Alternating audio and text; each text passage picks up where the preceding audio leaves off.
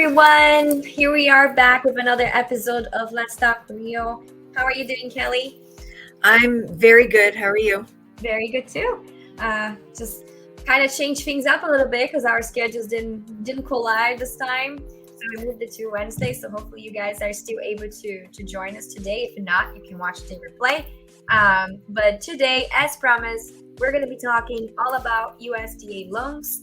Chad is going to be helping us understand a little bit when it comes to the financing side, and I'll chime in with a little bit on the real estate side, so you guys can have a full understanding of what is USDA, what is it about, who can qualify for, if there's any limitations, pros and cons. We'll go over all of it for you guys.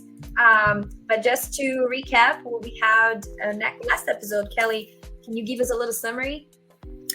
Yep. Last episode, we talked about FHA loans and all the benefits and all the pros and cons of FHA. FHA is a great first-time homebuyer product. A lot of first-time homebuyer loan products usually coincide with FHA, with it being government.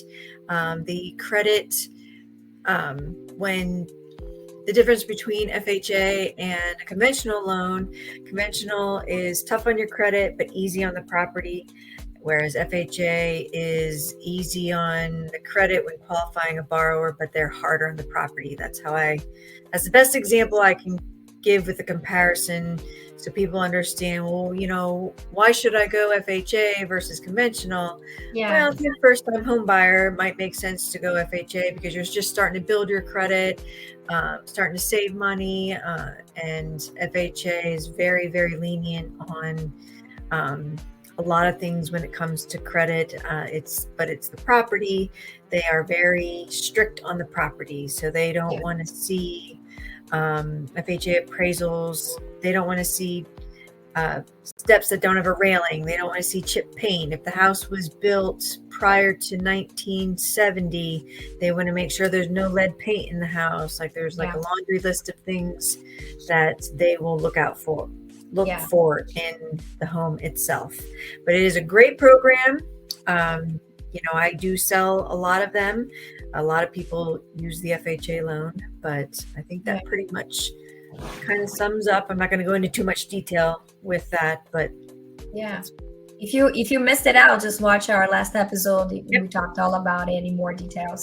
And we actually went even over a little bit of time because there was a lot of good info to be shared about the FHA loans. But so not to delay today's topic, so we're going to get into the myth of the day in regards of the USDA loans, which we have a couple today. We're going to talk about this one, which I think is the biggest misconception about USDA loans, because they hear USDA is, Department of Agriculture, so they automatically assume that it's only for farmers or farms or homes that are like underdeveloped. But that is not true, right, Kelly? Correct. Yeah. So you can give us more insight then on, what are some of the qualifications, very summary until we get into the topic. But yes, so as far as the property is concerned, if the property is in a rural area, then most likely it's going to be an approved USDA property. If anybody is thinking about going USDA because they've heard about it or they know the details and the benefits, there is a website that the first thing I do is I go on the USDA website to make sure that property is an approved rural area. Correct. If you're looking to live in the city, you're not going to forget about it. No USDA loans in the city.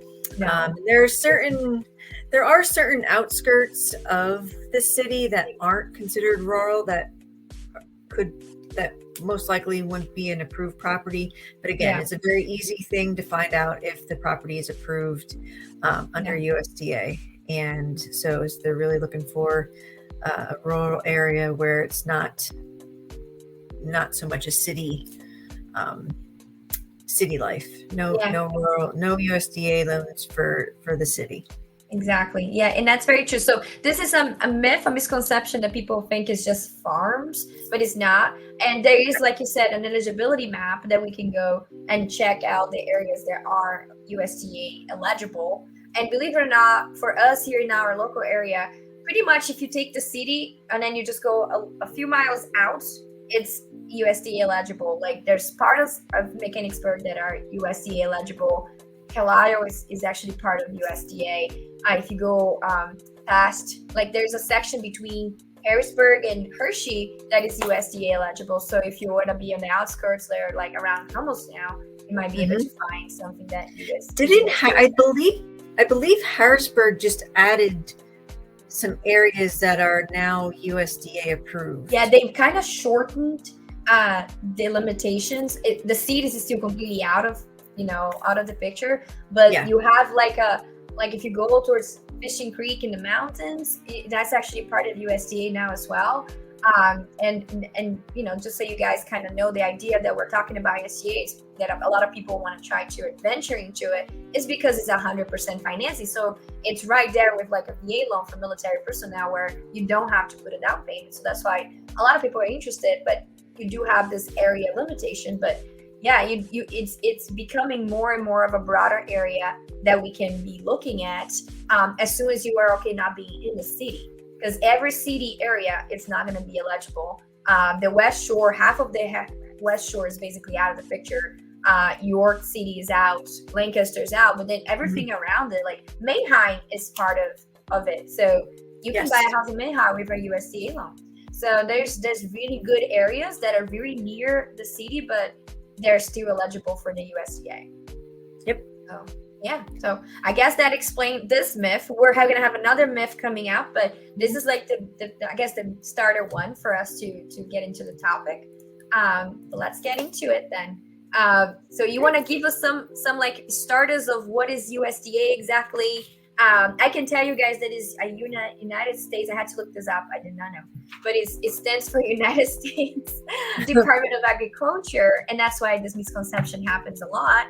But it's just like we just talked about. It's for rural areas. That doesn't mean it's farmland, right? So Kelly can give us some more insight on maybe the criteria.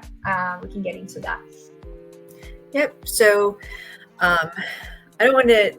So pretty much what we just went over with the USDA, I would consider USDA loans one of my first-time homebuyer programs, just because it is 100% financing.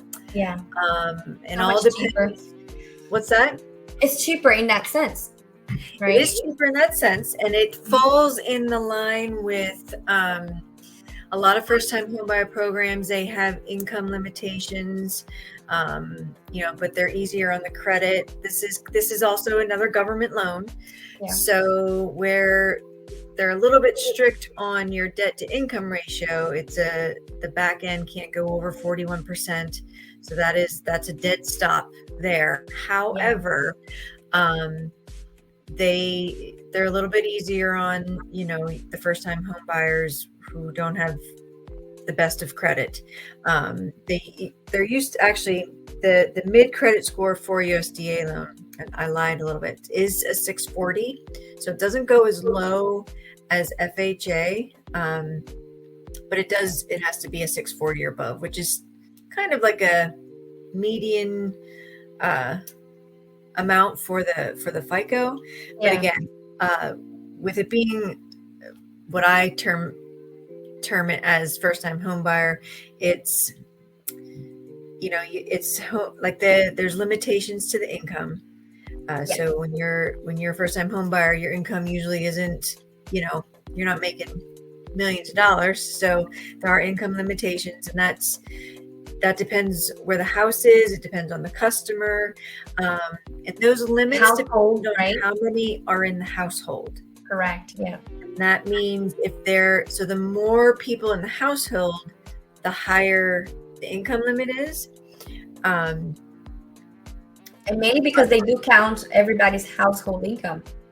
They count everybody's household income, but if they have 5 kids versus a family who only has maybe 2 kids, the income limit's going to be higher for the person with 5 kids versus the person with 2 kids. Right. So, and the 100% financing is huge. They don't have to put any money down, but they do have to come up with their closing costs. And USDA when you finance into a USDA loan, you have your base loan amount, but then you also have your USDA loan amount. And there's always a USDA fee that gets financed in with the loan, which I believe is 1% of, in most cases, the purchase price, because they're not putting any money down. So Yeah. let me see if I have that number written Which down. I believe that is a lot less than the mortgage premium that you have to pay when you're using an FHA loan. Correct. So technically, this is a cheaper loan with a little more stricter guidelines as for the debt to income ratio and the limit on income potential there. Correct. Yeah. And some of the other quick things for first-time home buyers, there's no reserves that are required for it. A lot of times, I think FHA might even require some reserves, but you know, with conventional, they want you to see that you have at least a couple months reserves in your bank account after the loan settles. When it comes to student loans, if you have any outstanding student loans that are deferred for payment, they only count 0.5% of the outstanding balance as part of the debt. So pretty much on any of our products, we have to count a payment in there. Conventional, Fannie's 1%, Freddie's 0.5%, but USDA is only 0.5% of that outstanding balance. So, I mean, that kind of sums up a lot of what helps with first-time home buyers, because a lot of first-time home buyers, they don't have reserves sitting in their account. So yeah, that's true. You know, we barely make it. Yes. Believe me, I wish I would have known about USDA back when I was looking for my house. So I didn't know that wasn't one of the products I sold at the time. So, yeah. It is a great program. As soon as you fit the criteria, it is actually a pretty good. It really is. For people that cannot go like military and get the 100% conventional. 100% financing with the USDA, that can be a possibility depending on the area you're looking at, which is great. It is, and I try to talk to a lot of people about it, but they are strict on the property because, again, it is a government loan.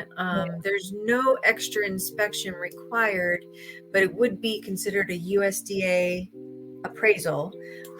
So they're going to be looking for kind of similar things that FHA is looking for in the property.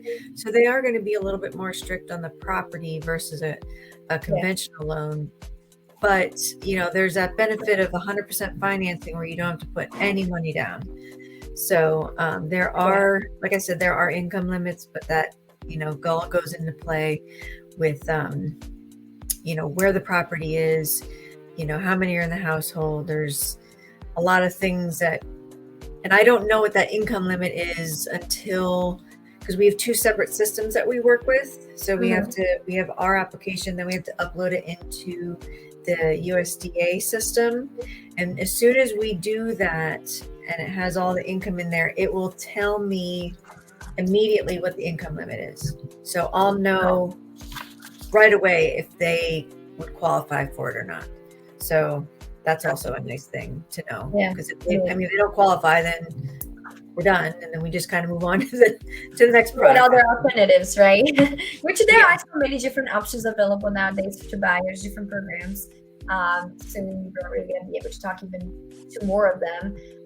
But there's quite a few options out there. So talking to Kelly will kind of clarify what's available to you specifically.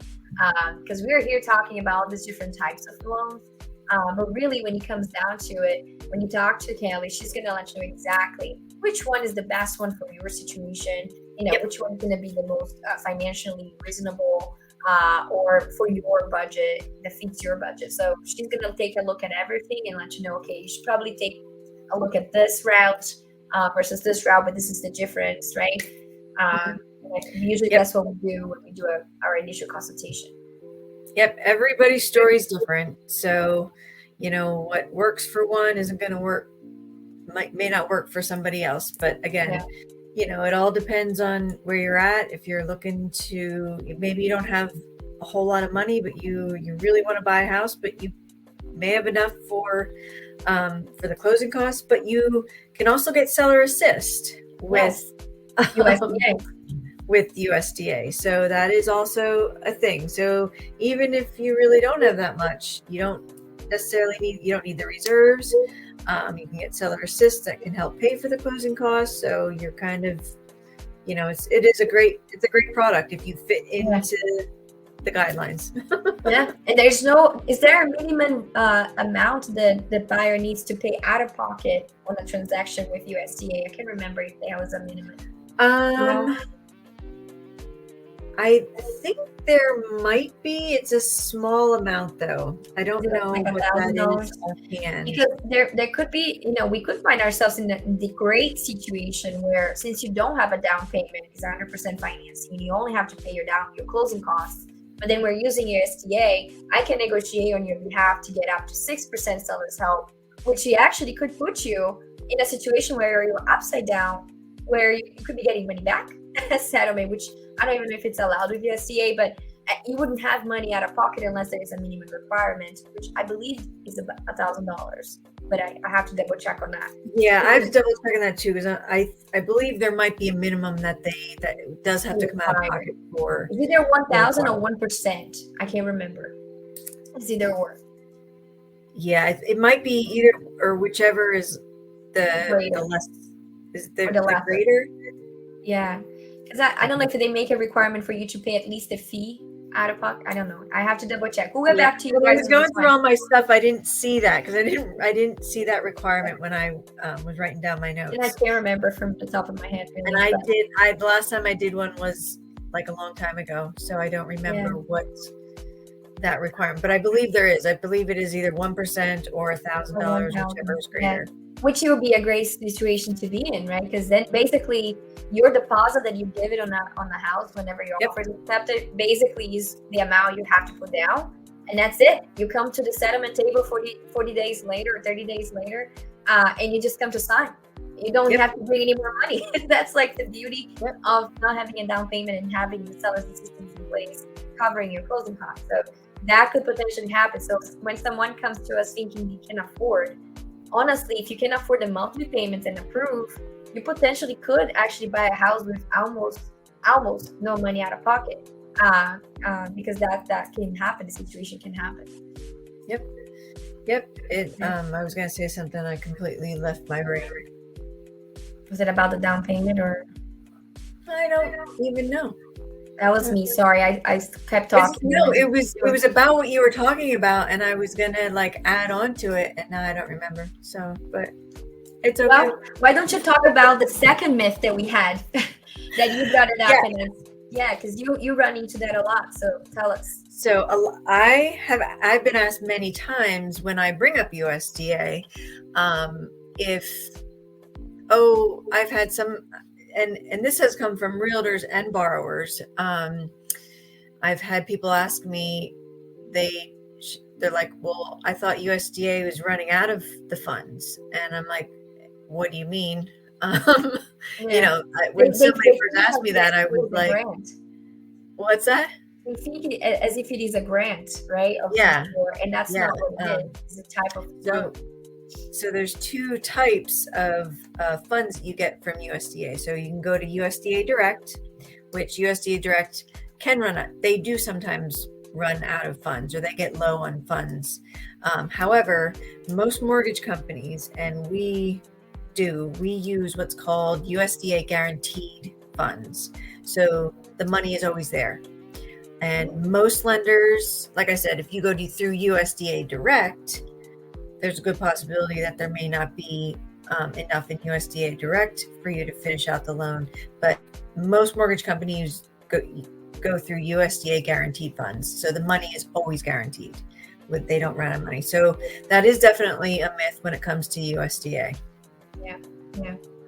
Yeah, I never actually ran into that, maybe because I knew of it and how it worked. So I did not know, though, it was two types. So that might be why some people thought that. So I've had more realtors make that comment to me than buyers. And the only time a buyer makes a comment to me about it is because the realtor told them that.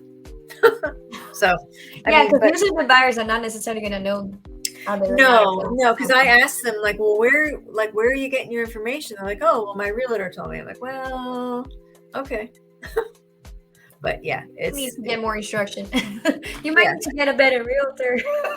Well, and I guess it all depends too on their background, their history. Yeah. If they've never done a USDA loan, maybe they only know about USDA Direct, and that's That okay is true. too. That is true. Sometimes I send people to USDA Direct because I can't get them to fit into my criteria, and sometimes that's the only option. Yeah.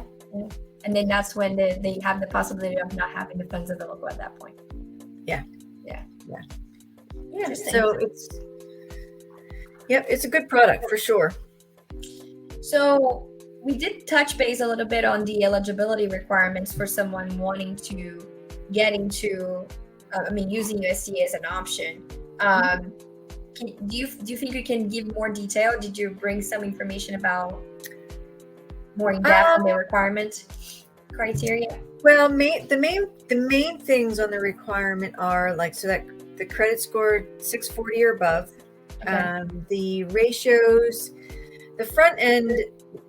So the ratios are to be 29 and 41. That 41 back end ratio, that's kind of like a dead stop.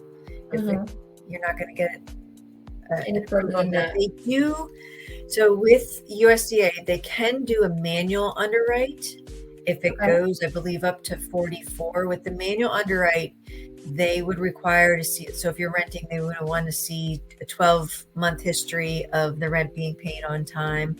And there's some other criteria that falls into the manual underwrite, that some additional things that the underwriters would request. And so the 1% of the purchase price is what the loan amount ends up being. So there is a loan limit. The loan limit is $336,500. Okay. If you meet that criteria. So that is something else too. Like, so it has the income limits that get calculated, when you first put the information in their system, and they'll tell us what the income is. Like I said, there's no one set amount. There is. And that's why I was like, it's kind of hard to tell, because I think they use a percentage. It's like they do, and I don't know what that is, because every time I've done a USDA loan, I put it into the system. Like, it all depends on the area, the house, the borrower. Like, there's so many things that come into play with that loan limit. There's no like dead set amount that it's this amount. Yeah, they don't have it set as like one person this much, two people. It's not like that, which is interesting. So that's why whoever is interested needs to reach out to you, Kelly, to be able to really find out whether they can qualify or not, because it's just, you never know. There's no set table per se for that income limitation. And one thing that was interesting too, and mainly because I work with a lot of people that are not from the U.S. and maybe are non-U.S. citizens, or they have a green card, a permanent residency card. You are eligible to use USDA if you are a non-U.S. citizen and have a green card, permanent residency. You are eligible for that. So just as an FYI, I don't know if the other loans, whoever brought that up, if you were eligible or not. No, because most of our loans, as long as you're able to show your green card or your working visa, most of our loans allow you to purchase, to participate in those loans, just because if you're able to show proof of it, then yes, most likely we can. So if you are not a U.S. citizen, don't be discouraged that you can use these types of loan programs, because you can actually use your green card and purchase a home here in the U.S. with normal, regular loan types like these. Yes. Yep. And so pretty much as far as any other, there's really nothing else. I think we need to get the full tax returns when doing a USDA loan versus just like W-2s. Oh, So okay. That's they want different. to see, yeah, they want to see the full return. I do know that for sure because I remember running into problems getting that from some For people. the But yes, full, yeah. so to do a pre-approval, I would get just the W-2, but USDA, because USDA, so once the file is clear to close, we have to run it through the US system at least 3 days prior to closing. So they want to see the full returns. They want to see all this stuff. Yeah. So it's basically double underwritten in a way, right? It is, yes. Because it gets to be seen by two people for final review. Yep. Yeah. Yeah, and I think that pretty much covers it. I mean, we can go over the pros and cons. Yeah, we can summarize it because I think we pretty much mentioned all of them. If you want to go over the cons, since we're pretty much, I think the other double underwritten is one that we didn't put it down, but that's kind of like a con because it can add time to the settlement time frame. Yeah. I would say USDA's on average you see between more like 45 and 60 days, while a conventional loan you see 30 to 45 at most. Yep. So I think that's the one con. But if you're not in a hurry, I guess it doesn't matter. Right. Yeah. So I would say the cons, you're restricted to the demographics, like which, rural area. So you can't, no buying in any cities with USDA.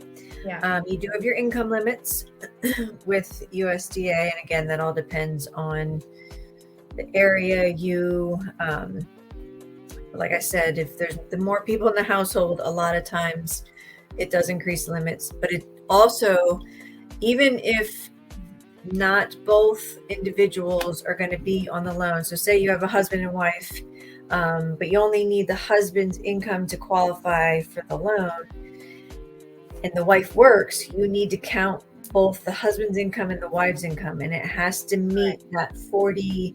Like I said, it can go up to 44% on the back end for a manual underwrite, but you have to meet those guidelines with all income in the household. That's right. Yeah. So that 41% DTI is 41 to 44 is a hard stop. And it has to be for some people. Yes. Yeah. And it has to be a primary residence only. So you can't use USDA for second homes, investments, rentals, that kind of thing. Yeah. So I think that covers my cons. Did you have any to add to it? I think one that maybe we didn't have it down, but it was the mortgage, the premium the fee that you have to pay for USDA that gets rolled into the loan amount. Oh, the 1%. Oh, the 1% fee. Yes. Which I mean is actually pretty low in comparison to FHA. Yeah. But I would say it's still a con because it's still a fee that you have to pay. So I guess we can add that as a con. Yeah. So it's the mortgage premium there. So you have your base loan amount, but then you have your USDA loan amount, which is 1% higher than the purchase price. Whatever. Yep. Yeah. So to kind of give an example, if you're buying a house at $200,000, is 1% fee. So you're buying the house at $200,000, but your loan amount is going to show up as $202,000 because again you're 100% financing, and then you have the fee on top of that, which is 1%, which is $2,000. So that's what Kelly means when she mentions on top of the loan. So your loan amount is actually going to be higher than your actual purchase price amount. Correct. So when you see a fee estimate or a pre-approval for a USDA, you're going to see a base loan amount, but then you're going to have the actual loan amount is going to have that fee included with it because it gets financed. So you don't see it in your fee schedule. Or not your fee schedule. You don't see it in your payment schedule. You'll see your principal, interest, your insurance, and your taxes, but you won't see that fee in there because it's just financed into the loan. Yeah, it's part of your principal technically. So you won't see that differentiated. You see your mortgage insurance, your primary mortgage insurance, but you won't see this fee because it's built into your loan amount. Correct. Yeah. So I guess that would be the last con that I can think of. Okay. Yeah. So in the pros I have, so no down payment. Yep, that's a big one. That's a big pro. So no cash reserves. Yep. They are flexible on the credit with qualifying. They're not as hard on you for credit. The seller can pay for your closing costs because you can get up to the 6% of the Yeah, we can purchase go price. all the way up to 6%. There's no restrictions like with the conventional when you put less than 10% down that we mentioned. That is 3. USDA is all the way to 6. Yep. And I can't read my handwriting. Oh, and it's good for, I think you had this in your, good for a purchase, a refinance, or a build. So you can use it for any one of those options. Yeah, which it was interesting because when I was doing some research on the USDA, I didn't know that you could use it for building as well. There's a certain way that they do it to make it. You have to be careful with the build, though, that you don't go over your limitations. That's right, because 330 something, right? I personally would not use it for a new build only because I did so many construction loans where people always go over what they think they're going to go over. At least 10% over. So I would say you kind of build that into your max, right? That way you're not passing that, which unfortunately nowadays with new construction, it's kind of hard to stay under the 330s. Like we're not seeing that much of that in our area anyway. If you're building a new home, you're probably starting at 300. No, believe me, when I started doing mortgages 20 years ago in 2003, I was a construction loan specialist. And I don't know that I had a single customer that did not go over their build amount. I really don't. It's just so tempting. You can get everything you want the way you want. So and then when it's being built, I just don't build the right way. Well, when it's being built, things happen and they, and we get to the end and I would have to refinance people because they added so much throughout the build. And I'm like, I told you to put 10% in there. But anyway, that's your recommendation of the day, right? Yes. Your advice. Absolutely. 10%. Always add 10%. I think that pretty much covered it. USDA is a really good, if you fit into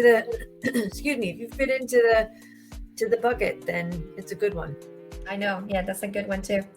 Yeah, I don't have anything else to add. So I guess this is it for us for today. If you guys have any questions, and I think, let me just double check here. Hello, Billy. So Billy stopped by, say hello. But yeah, if you have any other questions for us, please let us know. We'll be happy to help you in any way we can. Our information keep going down here at the bottom.